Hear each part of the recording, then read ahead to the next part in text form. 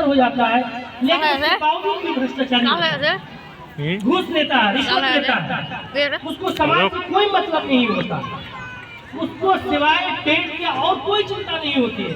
एक डॉक्टर बन जाता है, लेकिन वो डॉक्टर जो दिन में शायद लाखों रुपए कमाता है, एक महिला अगर आती है जो गरीब महिला है, मुर्गी बेच के आई है, अंडा बेच के आई है, बकरी बेच के आई है, लेकिन उस डॉक्टर के अंदर इतना रहम नहीं होता है कि उससे 2 रुपए हम कम लेते, बल्कि वो डॉक्टर करता क्या है कि अपनी फीस भी लेता है, लैब में यहाँ भेज देता है, उसकी फीस भी आती है, उसका कमीशन भी आता है, जो दवा है दवा के यहाँ भी कमीशन आता है, फिर और भी नाना प्रकार की कमीशन लेता है, यानी कि वो भ्रष्टाचार में नाक तक डूबा होता है।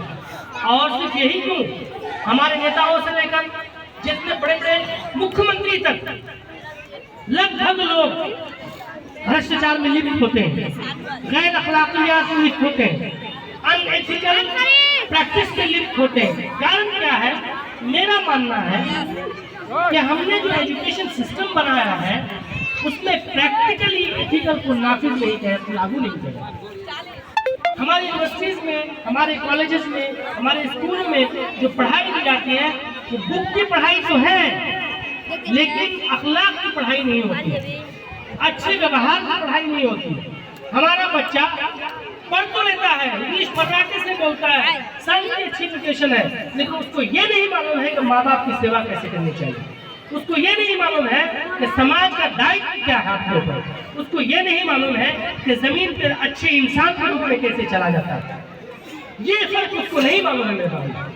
इसीलिए आप देखते हैं कि बड़े से बड़ा पदाधिकारी है, ओहदेदार है, उसके बावजूद वो घूस लेता है, उसके बावजूद वो भ्रष्टाचारी है, उसके बावजूद वो पेट के पीछे भागता है, अच्छी अच्छी गाड़ी है, अच्छे अच्छे बंगले हैं, लेकिन उसके बावजूद आप देखिए हमारी कई बार पुलिस वालों से झगड़े हो चुके हैं, लड़ाई हो चुकी है।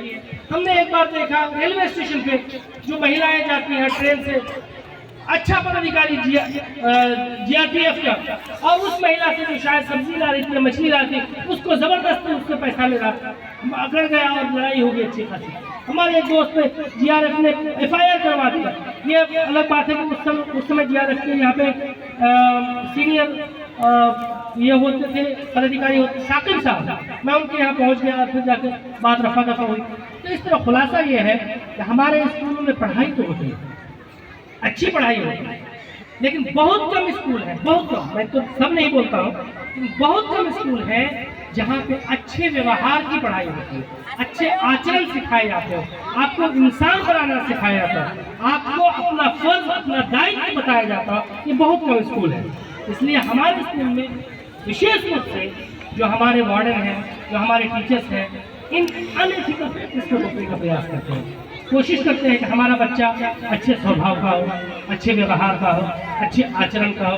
तो मैं ये समझता हूँ कि मेरे और दूसरे स्कूलों में ये अंतर है। मुझे लगता है कि आपको जवाब मिला है। आपका आगे का प्लान क्या है? क्या ये हमारे दर्शकों को बता सकते हैं? आगे का प्लान तो अभी बता नहीं सकता हूँ, इसलिए कि आगे क्या होगा तो भविष्य में है, लेकिन मेरी चाहत है कि जिस तरह स्कूल बच्चों के लिए हुआ है, उस तरह एक हॉस्टल के साथ स्कूल बच्चियों के लिए अगर हो या कर सकूँ मैं अपने जीवन में, तो हमारे लिए बड़ी उपलब्धि होगी, बड़ी खुशी की बात है। हालांकि कहा जाता है, एक अरबी का शेर है, मैं आपको अगर इजाज़त देते मैं सुना दूँ।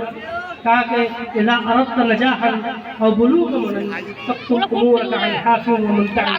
कि अगर आप अपने लक्ष्य तक पहुंचना चाहते हैं तो सबसे अपने लक्ष्य के बारे में बात मत कीजिए, छुपा कर रखिए। तो बताना तो नहीं चाहिए था, लेकिन फिर भी हमारी कोशिश है कि बच्चियों के लिए भी एक अच्छा सिस्टम बने, अच्छी सुविधा के साथ एक अच्छा स्कूल अगर खुल सके तो हमारे समाज के लिए, हमारे क्षेत्र के लिए बहुत अच्छा होगा। बहुत अच्छी बात। आज के इस एपिसोड के लिए इतना ही, मिलते हैं अगले एपिसोड में। थैंक यू सो मच, धन्यवाद।